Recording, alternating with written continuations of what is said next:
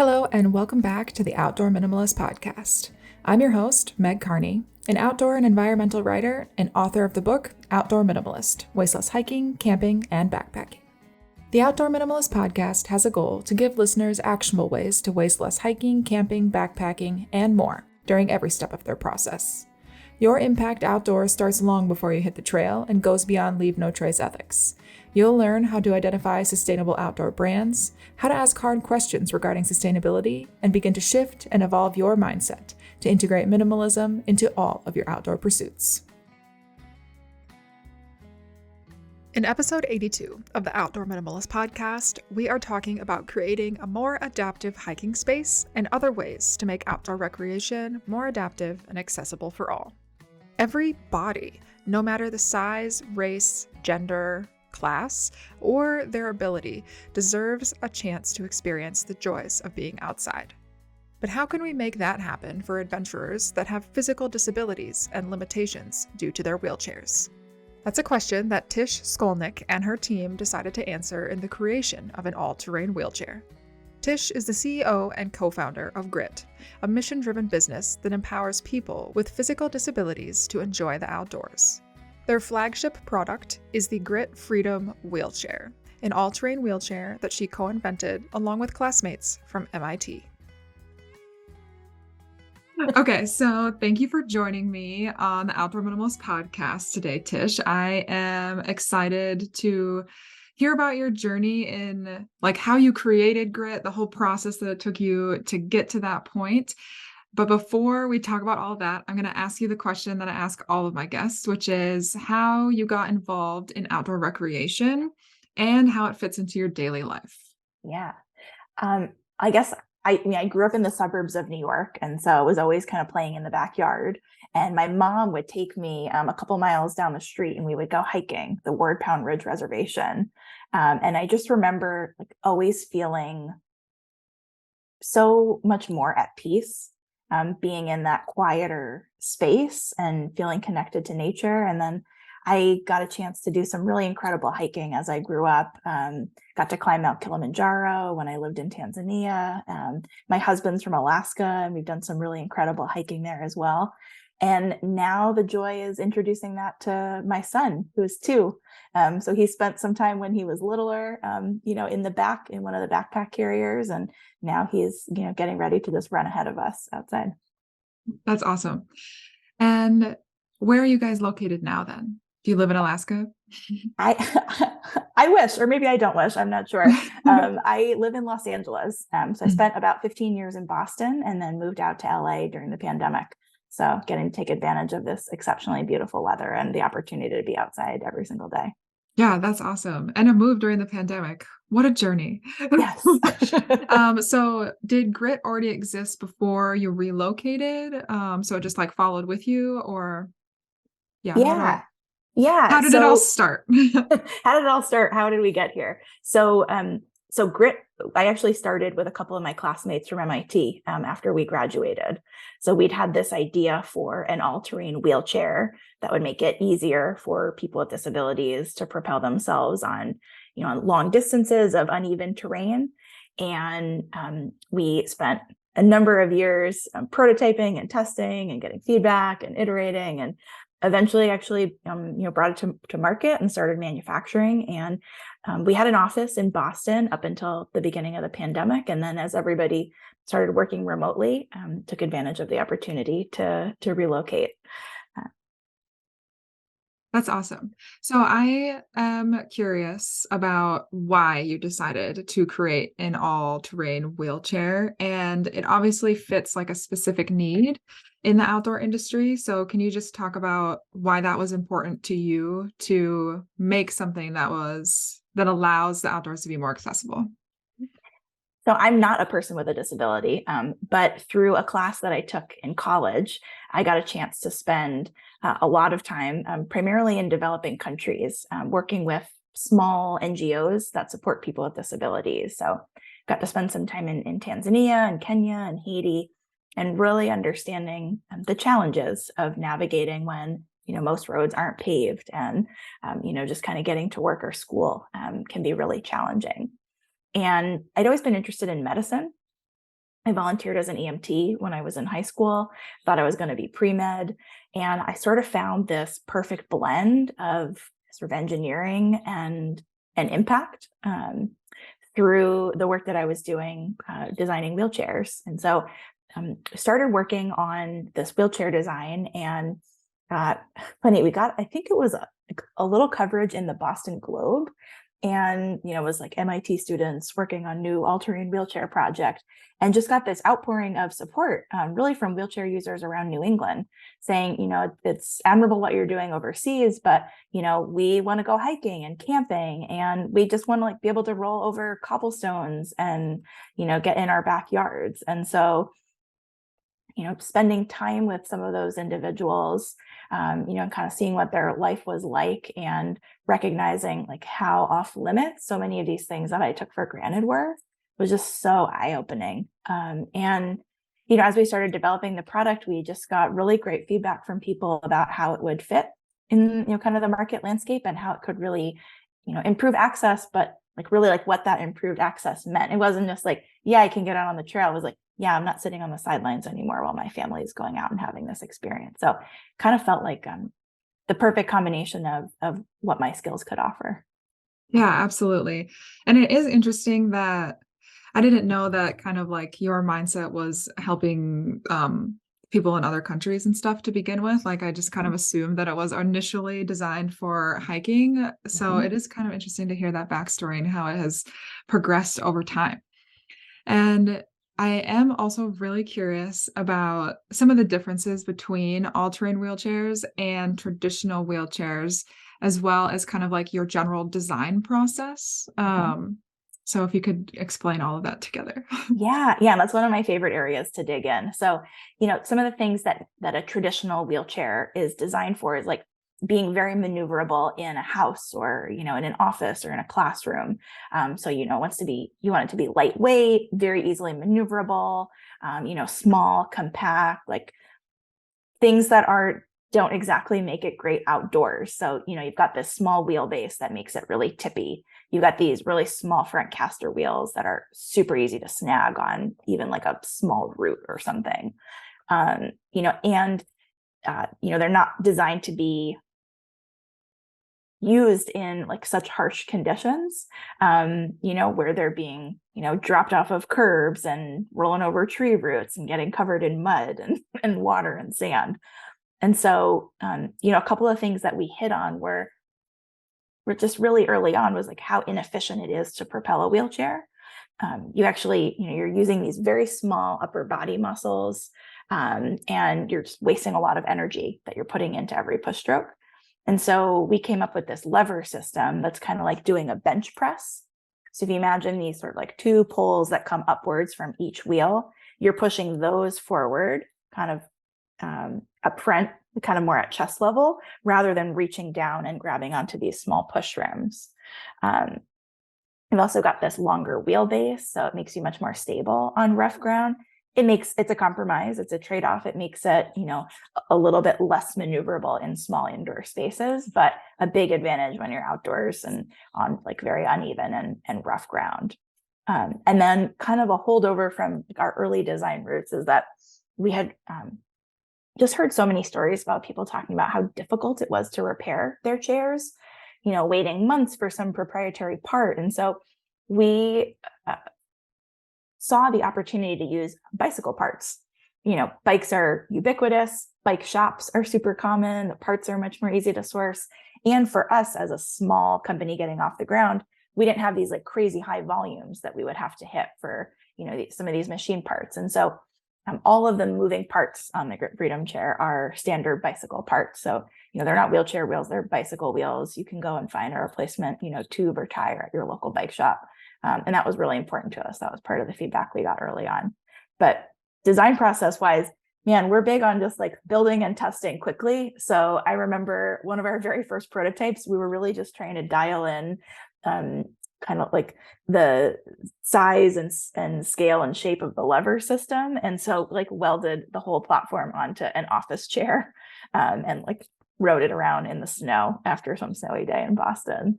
But yeah, big on getting feedback. And we still do that today, even when we're designing, little accessories or little improvements. We have some amazing sort of like ambassadors and power users who will put it through its paces. Yeah, how does that process work with the testing? Do you guys just test things in-house, or do you bring people in that have specific disabilities? How does that work? Yeah. So like early on when we're working on things that are more kind of like, is this going to be able to withstand the right forces, or will this actually like work up to a certain weight limit that we wanted to? Those are things that we can test in-house, either using, our own bodies or, plate weights at times. But it's super important to us that we have like actual real world, customers who are testing things out and giving us their feedback.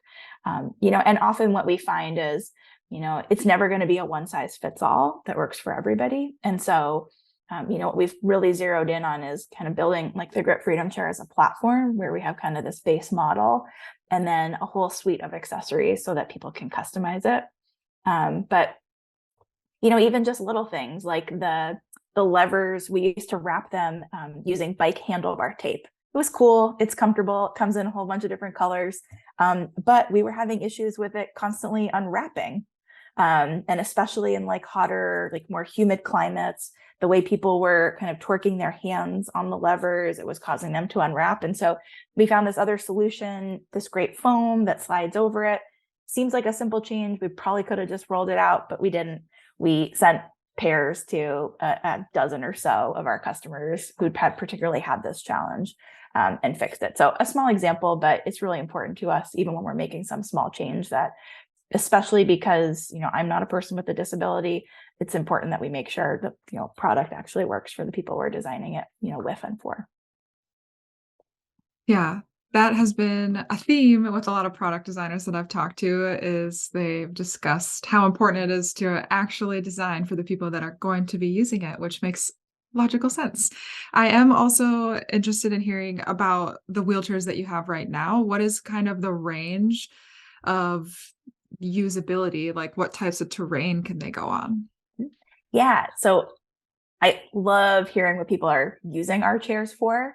I think, when we first started designing it, I had sort of like the classic outdoor recreation kind of mindset. It was like, yeah, people are going to go like hiking and camping and maybe fishing, but there's a lot of, I guess, sort of these like more family oriented outdoor recreation experiences. So, the number of people who are going to like the pumpkin patch or going apple picking, these places that are actually like can be pretty challenging to navigate, thick grass and, mud would be very challenging in a regular wheelchair, but like those are experiences that we've helped our customers have.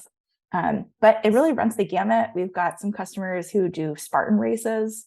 We've got customers who go to the beach, a few folks who did about the last 100 kilometers of the Camino de Santiago, which is really cool. And, sometimes people are doing it solo and sometimes they're getting some assistance. So, the chair is designed to be easier to propel, but we all need a little boost now and then. And so we've also got the option to have handles in the back for, a trail buddy to come in and assist you as well. That's awesome. Yeah, hearing you talk about the wheelchairs, my grandma would love one of those chairs. She doesn't use a wheelchair all the time. She uses it more now. But she would go like hiking on their property all of the time. And now she has some difficulty doing that because the wheelchair she has is not all terrain. So yeah, we should tell her about this. Yeah, we'd love to hook her up. I mean, and I think like that's often becoming a more and more common use case. We're hearing from people that are reaching out that, they don't necessarily, some do use a wheelchair full time. And, this is the chair that they use when they are doing that more challenging outdoor terrain. But, for folks who just have some difficulty walking, like this could be the difference between them being able to do that activity or not. Yeah, that is just all about accessibility and barrier to entry, which I also want to talk about. And because you've been, how long you said it's Yeah, been it's since been on the 2017? it's been on the market since 2015. 2015. Yeah, and I started working on it as a class project in about 2008, 2009. Okay, so you've been working on this for a long time. That's awesome. And so you've been able to talk to a lot of different people with a lot of different, like a range of disabilities, I am guessing. Mhm. And so I'm kind of curious about your observations or experiences with the view of accessibility in outdoor recreation or just getting outside in general? It doesn't have to be specific to hiking, like you were saying. Yeah.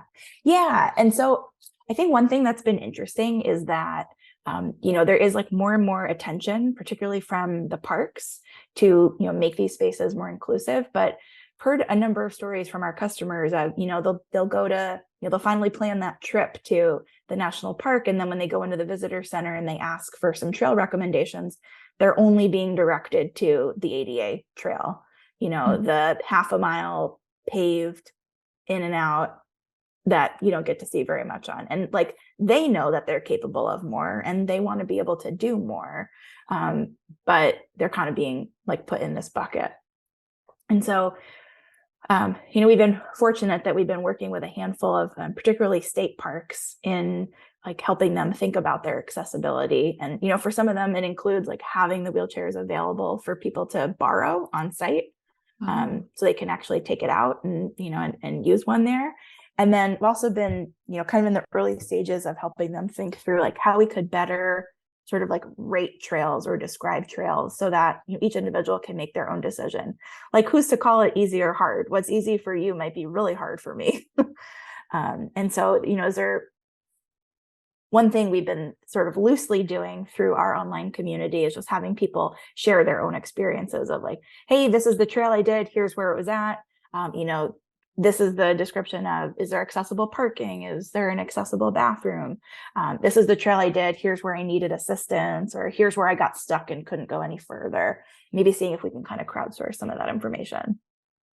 Yeah, I love that. Is that like community? Is that on your website, or how can people access that specifically? Yeah, totally. So we have a Facebook group called Beyond the Pavement that anybody can join. It's kind of like the hub for adaptive recreation, possibly to be expanded in the near future onto our own platform. That's something we have in the works because we've just seen how often people want to talk about more specific things, and there's just not as much space in like a single scrolling group to be able to have those like breakout spaces.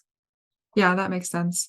I think, yeah, it definitely is easier when the person that is giving you the information about a hiking trail or really anything outdoor related, if they have the same or similar capabilities to you, because someone that maybe doesn't have like a physical disability, the way they describe a trail is going to be exponentially different.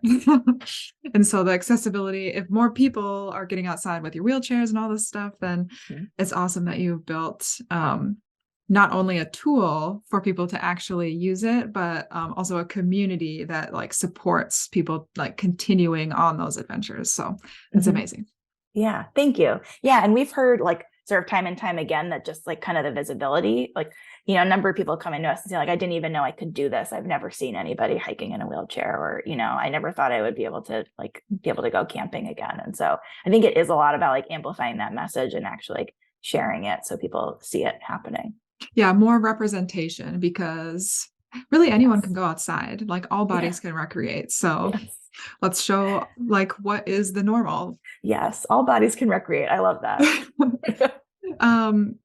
We've talked a lot about hiking and then just like general outdoor things like getting outside, but in terms of accessibility, do you think that hiking has been kind of like a main focus in the outdoor recreation world, or have there been other sports that have started to make some strides in accessibility for disabilities? Yeah. Yeah. So, I mean, like the sort of more like classic mainstream sports were definitely the ones that took off first. So like racing, and there's a whole suite of hand cycles, like adaptive equipment for racing, 5Ks, marathons, that sort of thing. And then like the court sports, like basketball, tennis, these like, things that are like competed in on a more wide basis, like played in the Paralympics, that sort of level. But I think like outdoor recreation, particularly in the adaptive space, is kind of like the great equalizer because it's not competitive. Anybody can do it. You don't have to be on a team, and you don't necessarily need access to like the court with the the hoop and the net and all the other things. I think hiking has been a great gateway because you can kind of do it like almost anywhere. versus some of the things like, fishing and paddling and some of the more water-based sports that definitely require you to be in, a more specific place. And then from our perspective, we kind of see hiking as the gateway too, because like the first thing you can do without, you need a chair like ours, but beyond that, you don't need any other equipment. You can go out for like a quick little outing without much else. Mhm. Versus some, camping, you certainly need a lot more gear for. So we're like all in on hiking as kind of that introduction. I also think it's been a great entry point for us with the park system. The parks want to have more visitors coming, and I think like as they learn more and as our customers are able to educate them more about what they need, they'll be able to expand what they offer too. They'll realize that like they need to up their accessible camping options and accessible fishing pier options, etc. Yeah, absolutely. Yeah, and I don't know why I didn't think about that because in order to do a lot of other activities, you usually hike to get to it. So that makes so much sense. Totally. Like even some folks I was talking to who are into like climbing and kayaking, like they have to like get down like the gravelly beach to get to the kayak Mhm. launch, or like through the brush to get to where the climbing spot is. So it kind of just plugs in neatly to everything. Awesome. And you already mentioned a couple of resources, or really like the community resource with your Facebook group. But do you have any other resources that you'd be able to share for listeners that want to get outside but might be limited because of accessibility? Yeah, for sure. So on our website, gogrit.us, we've got a ton of resources. We've got some how-to guides, sort of on like accessible camping, kind of getting started there. We also have, we've been working on an ABCs of accessible trails for every Mm. state. And so a free resource they can come and grab on our website, or also share feedback for if they know of a great trail that they think should be spotlighted. And then we also, do want to touch on the fact that like adaptive equipment can be prohibitively expensive for some individuals, and that should not be a reason that you can't participate in these activities. So we have a great collection of partners, foundations that we work with that can provide grants to individuals who need assistance purchasing equipment like ours. So they can come to our site and get those resources, and we can, help connect you with the right organization in your area as well. Yeah, I was curious about the price, but also, you mentioned when you were talking about some of the state parks that sometimes they would have equipment you could borrow or rent. So is there like a database somewhere that would be like, these parks have equipment that you can try kind of thing? Yeah, coming soon. We're working on Okay. exactly that. Because there's a number of parks and organizations. I think we've just been kind of trying to figure out the best way to do it, because so many of them have different, it's just different logistics of how it works. Some have them just available at the visitor center, some have drop-in hours on specific days, some you have to reserve in advance. And so we don't feel like we have all the enough information from each organization about how they use it to totally do it justice and how we present Yeah. it. But we'd love to put something like that together. And if anybody is interested in like, hey, is there, one that I could use nearby me? Please just reach out directly and we'll look that up for you in the meantime. Is that mostly with state parks, or do you ever work with outfitters that would rent other types of recreation equipment? Yeah. So it kind of runs the gamut. There's a handful of, in addition to parks, like adaptive recreation organizations. So these are like Oh, nonprofits that focus specifically on providing adaptive sports. And they've typically started with things like, cycling, racing, basketball, tennis, but have been expanding to include more sort of hiking, snow sports, things like that. They often run like specific programming. So it's not necessarily that you would go and rent it, but you would like sign up to participate in the oh, adaptive hike, which is also a great way to get into this, because you're not just like renting a piece of equipment, you're actually getting like a whole guided experience and the support from that local organization. We've got some great partners that do work like that. Um, who else? State parks. There's a few outfitters that we're talking to now, I think, and this is maybe a call to some of your listeners, but mm, it sort of is being presented like a chicken and egg problem, where the outfitter says, well, nobody comes in and asks me for an all-terrain wheelchair, or nobody comes in and asks me for an adaptive bike, so I don't need to offer one. And it's like, well, they're not well, coming in and asking for it because you don't have it. yeah, they probably just read the website and are like, oh, they don't have any adaptive equipment, so I'm not going to ask. Exactly. But if you all started asking for it, Yeah, people start asking for it. So it can be more accessible to everyone. Yeah. Awesome. Well, I'll be sure to share some of those resources that you mentioned and maybe some of the adaptive organizations in the show notes. So if people want to check those out, they can. But with that, how can listeners learn more about your work and grit in general? Yeah. So would love for you to come and check out our website, gogrit.us. Also our Instagram page, Grit Freedom Chair. We try to feature our customers and the things that they're doing. So we really tell our stories through their eyes and their experiences. And, if you see somebody who you connect with, or, you're inspired by, or you want to learn more about, tell us so we can, continue to feature their great content.